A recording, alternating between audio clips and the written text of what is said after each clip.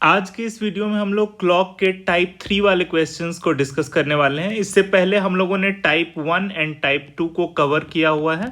अगर आपने उन वीडियोस को नहीं देखा है तो पहले आप इस वीडियो के डिस्क्रिप्शन में जाके लिंक पे क्लिक करके क्लॉक के पुराने वीडियोस देख सकते हैं, या फिर आप हमारे चैनल के प्लेलिस्ट में जाके क्लॉक फोल्डर में वीडियोज को सीक्वेंस में देख सकते हैं। टाइप 3 में टोटल हम लोग 6 क्वेश्चंस डिस्कस करने वाले हैं। क्वेश्चन नंबर 1 आपके स्क्रीन पे है, इसके बाद क्वेश्चन नंबर 2 है, फिर क्वेश्चन नंबर 3, इसके बाद क्वेश्चन नंबर 4, फिर question number 5 and question number 6। तो इन सारे क्वेश्चंस को हम लोग एक ही कॉन्सेप्ट से सॉल्व करने वाले हैं। तो सबसे पहले हम लोग उस कॉन्सेप्ट को डिस्कस करते हैं। एक्चुअली क्लॉक में एक फॉर्मूला होता है, उसी फॉर्मूला को यूज करके हम लोग टाइप 3 के सारे क्वेश्चंस को सॉल्व करने वाले हैं। वो फॉर्मूला क्या है? वो है theta is equal to 30h minus 11m/2। या तो आप 30h पहले लिखिए, उसमें से 11m/2 को सब्ट्रैक्ट करिए, या फिर आप इसको उल्टा भी लिख सकते हैं, theta is equal to 11m/2 minus 30h। पहले 11m/2 को लिखा, उसमें से 30h को माइनस किया। तो ये दोनों फॉर्मूला मोर और लेस सेम ही है। इसमें 30h पहले है, फिर 11m/2, इसमें 11m/2 पहले है, फिर 30h। ठीक है, अब इस फॉर्मूला को हम लोग डिटेल में जानते हैं ताकि इसको हम अच्छे से यूज कर पाए क्वेश्चंस को सॉल्व करने में। यहाँ थीटा क्या डिनोट करता है? थीटा डिनोट करता है angle between hour hand and minute hand. घंटे वाली सुई और मिनट वाली सुई के बीच का कोण, बीच का एंगल डिनोट करती है theta. Angle between hour hand and minute hand. H क्या डिनोट करता है? एच आवर को डिनोट करता है, घंटे को। एम डिनोट करता है मिनट को। जैसे कि अगर हम एक एग्जांपल ले लेते हैं, हमने लिख दिया 325, तो ये 3 जो है ये एच है, एच का वैल्यू 3 हो गया घंटे का। 25 जो है ये मिनट है, तो एम का वैल्यू 25। अब अगर इस टाइम पे घंटे वाली सुई और मिनट वाली सुई के बीच का हम लोग एंगल फाइंड आउट करते हैं, तो उसको हम लोग थीटा बोल देंगे। तो यही हमारा फॉर्मूला हुआ। अब इस फॉर्मूले का यूज हम लोग 2 टाइप के क्वेश्चंस में कर सकते हैं। टाइप 3 में ही हमारा एक्चुअली 2 तरीके का क्वेश्चन है। एक क्वेश्चन है जिसमें टाइम दिया गया हो और एंगल पूछा जा रहा हो, आवर हैंड और मिनट हैंड के बीच का एंगल पूछा जा रहा हो। और एक दूसरे टाइप का भी क्वेश्चन है जहां पे एंगल नहीं पूछा जा रहा है, लेकिन फिर भी इसी फॉर्मूला को यूज करके हम लोग वो फाइंड आउट करेंगे। तो यहाँ नोट करने वाली बात यह है कि जब आपसे एंगल पूछा जाए आवर हैंड और मिनट हैंड के बीच में, तो आप दोनों में से कोई भी फॉर्मूला यूज कर सकते हैं। या तो आप पहले 30h लिख लीजिए, फिर माइनस 11m/2 करिए, या फिर आप पहले 11m/2 लिख दीजिए, फिर माइनस 30h करिए। बस आपको ध्यान यहाँ ये रखना है कि अगर थीटा का वैल्यू नेगेटिव आया, आपने कोई एक फॉर्मूला लगाया और थीटा का वैल्यू फाइंड आउट किया और थीटा नेगेटिव आ गया, तो आप क्या करिए कि माइनस साइन को इग्नोर कर दीजिए। Then ignore the minus sign, उसमें से नेगेटिव वाले पार्ट को बस आप इग्नोर कर दीजिए।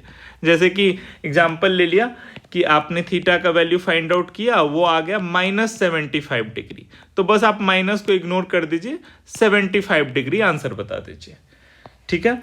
और जो दूसरे टाइप का क्वेश्चन है जहां पे एंगल नहीं पूछा जा रहा है, उसमें दोनों में से कोई भी फॉर्मूला अप्लाई हो सकता है। तो जब हम लोग क्वेश्चन को सॉल्व करेंगे तब आपको आइडिया हो जाएगा कि कैसे करना है, कौन से वाले फॉर्मूला को पहले यूज करना है।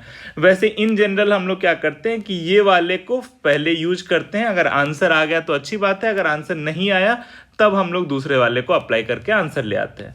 जब हम लोग प्रॉब्लम सॉल्व करेंगे तो आपको बहुत आसानी से ये समझ में आ जाएगा, बहुत क्लियर हो जाएगा।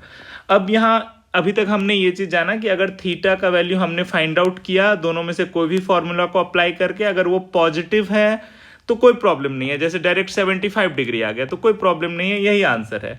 लेकिन अगर वो नेगेटिव आ गया, -75 डिग्री आ गया, तो -75 डिग्री आ गया मतलब माइनस को हम लोग इग्नोर कर देंगे, इसको भी हम लोग 75 डिग्री ही बोलेंगे।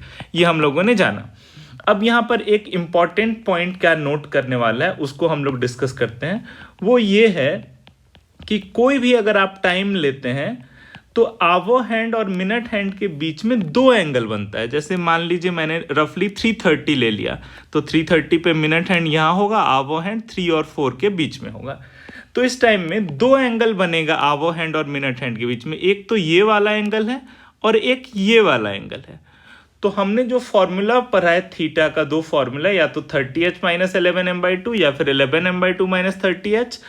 तो ये फॉर्मूला जब अप्लाई करके हम एंगल फाइंड आउट करते हैं, थीटा वैल्यू फाइंड आउट करते हैं, तो ये हमें दोनों में से कोई भी एक एंगल दे सकता है। ठीक है, तो दूसरा एंगल कैसे फाइंड आउट करेंगे? अगर एक एंगल हमने थीटा फाइंड आउट कर लिया और दो एंगल बन रहे हैं आवर हैंड और मिनट हैंड के बीच में, हमेशा कोई भी टाइम है तो आवर हैंड और मिनट हैंड के बीच में दो एंगल बनेगा।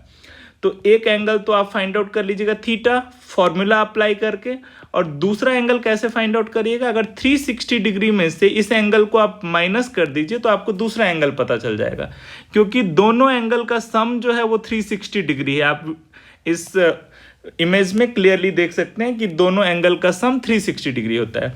तो एक एंगल अगर थीटा है, आपने फॉर्मूला अप्लाई करके फाइंड आउट किया, तो दूसरा एंगल 360 डिग्री माइनस थीटा हो जाएगा। ठीक है, अब एक एग्जांपल से इसको और अच्छे से समझते हैं कि मान लीजिए आपने टाइम दिया हुआ था आवर और मिनट, और आपको फाइंड आउट करना था angle between hour hand and minute hand, theta का वैल्यू फाइंड आउट करना था। तो आपने दोनों में से कोई एक फॉर्मूला अप्लाई किया और आपने आंसर लाया, थीटा का वैल्यू आया 75 डिग्री। तो अगर ऑप्शन में है 75 डिग्री तो यही आंसर आ गया। अगर आपसे क्वेश्चन में पूछा जा रहा है कि फाइंड रिफ्लेक्स एंगल, क्वेश्चन में था कि रिफ्लेक्स एंगल फाइंड आउट करना है। अब रिफ्लेक्स एंगल क्या होता है? रिफ्लेक्स एंगल को हिंदी में हम लोग बोलते हैं वृहत कोण। मतलब इसका यह है कि 180 डिग्री से बड़ा होना चाहिए। रिफ्लेक्स एंगल मीन्स 180 डिग्री से बड़ा होना चाहिए। तो आपका थीटा 75 डिग्री आया, लेकिन आपको एंगल चाहिए 180 डिग्री से बड़ा वाला एंगल। तो इस 75 डिग्री को 360 डिग्री में से सब्ट्रैक्ट कर दीजिए, तो आपका आंसर आ जाएगा कितना? यहाँ 5 और उसके बाद 8, 285 डिग्री। ठीक है, वैसे अगर मान लीजिए एक केस हमने लिया कि आपने थीटा का वैल्यू फाइंड आउट किया फॉर्मूला अप्लाई करके और वैल्यू आया 285 डिग्री, लेकिन क्वेश्चन में जो है 285 डिग्री ऑप्शन में ही नहीं है, या फिर ऑप्शन से आपसे पूछा जा रहा है क्वेश्चन में कि स्मॉलर एंगल, छोटा वाला एंगल बताना है आपको। तो इस 285 डिग्री को 360 डिग्री में से सब्ट्रैक्ट कर देंगे तो आपको दूसरा वाला एंगल पता चल जाएगा जो कि 75 डिग्री है। तो बस आपको ये याद रखना है कि ये जो थीटा आप फाइंड आउट कर रहे हैं फॉर्मूला को अप्लाई करके, वो छोटा वाला एंगल भी दे सकता है और बड़ा वाला एंगल भी दे सकता है। तो अगर छोटा एंगल दिया, आपको बड़ा वाला चाहिए, तो 360 डिग्री में से उसको सब्ट्रैक्ट कर दीजिए। अगर आपको बड़ा एंगल मिला है, आपको छोटा एंगल चाहिए, तो 360 डिग्री में से उसको सब्ट्रैक्ट कर दीजिए, क्योंकि छोटा एंगल और बड़ा वाला एंगल दोनों को ऐड करके 360 डिग्री होता है। तो एक एंगल आप फॉर्मूला को अप्लाई करके फाइंड आउट करेंगे और दूसरा एंगल 360 डिग्री में से उसको सब्ट्रैक्ट करके फाइंड आउट कर लेंगे, और जैसा ऑप्शन रहेगा उसके अकॉर्डिंग आप आंसर मार्क कर देंगे। तो यही इसका कॉन्सेप्ट है। और स्टार्टिंग में हमने ये बताया था कि अगर थीटा नेगेटिव में आ रहा है तो माइनस साइन को आप इग्नोर कर दीजिए, अगर पॉजिटिव में है तो कोई प्रॉब्लम नहीं है। तो यही डिटेल है इस फॉर्मूले का, theta equals to 30h minus 11m/2 का। अब हम लोग क्वेश्चंस को सॉल्व करते हैं इस कॉन्सेप्ट के बेसिस पे। तो टाइप 3 का क्वेश्चन नंबर 1 पहले हम लोग सॉल्व करते हैं। ये हमारा क्वेश्चन है। तो जैसा कि हमने अभी फॉर्मूला सीखा है, theta is equal to 30h minus 11m/2 या फिर theta is equal to 11m/2 minus 30h, दोनों में से कोई भी यूज कर सकते हैं, क्योंकि हमसे एंगल पूछा जा रहा है इस क्वेश्चन में कि टाइम जब 325 हो रहा है तो आवर हैंड और मिनट हैंड के बीच क्या एंगल होगा। तो मान लीजिए डायरेक्टली मैं ये पहला वाला यूज कर रहा हूँ, आपको मानो दूसरा वाला फॉर्मूला यूज करने को, तो आप दूसरा वाला भी यूज कर सकते हैं, सेम ही आंसर आएगा। तो यहाँ पे 325 का मतलब क्या हुआ, h का वैल्यू क्या है 3 और m का वैल्यू क्या है 25, घंटे का वैल्यू 3, मिनट का वैल्यू 25।